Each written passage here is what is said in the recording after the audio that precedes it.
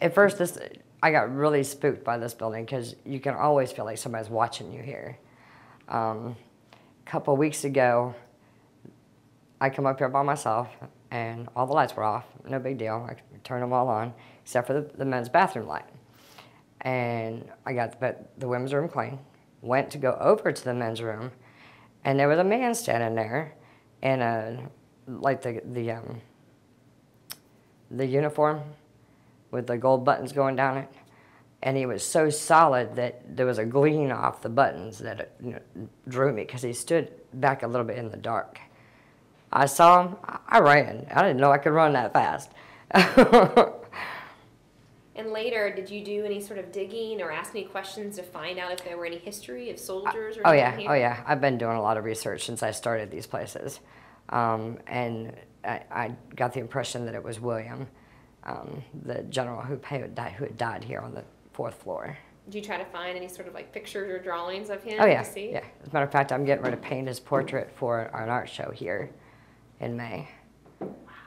And that was just one occurrence. What other ones have you had? Anna Pavlova, the Russian ballerina.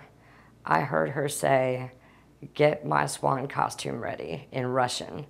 Now, I didn't know what Russian was, but you could tell it was, 5 words. So I went home and I did some more research and discovered that it was, Anna Pavlova. I had a friend of mine who speaks Russian. When I read what her famous last words were, I had them repeat it to me, and it was the exact same thing. Then about 2 or 3 weeks later, I've been on an art website for a long time, and her portrait was painted by someone, and she was listed as an unknown ballerina. She didn't seem to be very happy with that. So I let the lady know that it's not unknown, and I told her who she was. She let the museums know over in Russia who she was. I haven't had any instances with her since. Think maybe she was trying to speak through you? Maybe. Yeah. A lot of times whenever spirits stay on, instead of moving on, it's usually because they have unfinished business to attend to. And if they're not happy with something, if you can solve the problem, that'll help them cross. Did you ever have any other encounters like this before you started working here, or have any thought about this at all? Oh yeah, off and on all my life it's been like that, so I'm used to them by now. Wow. They can still creep you out when they stand in dark doorways, but... Is there a certain area of this building where you feel kind of a presence the strongest? 2nd floor, and occasionally the 3rd floor, but usually we don't go up there at night.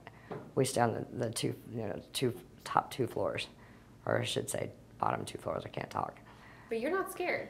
These don't bother you. No, because most of the time they're not looking to hurt you anyway. They just want to be acknowledged so that you can maybe help them, and they like it when you can understand them and see them and hear them. They tend to make themselves known more often when they know that you can communicate with them.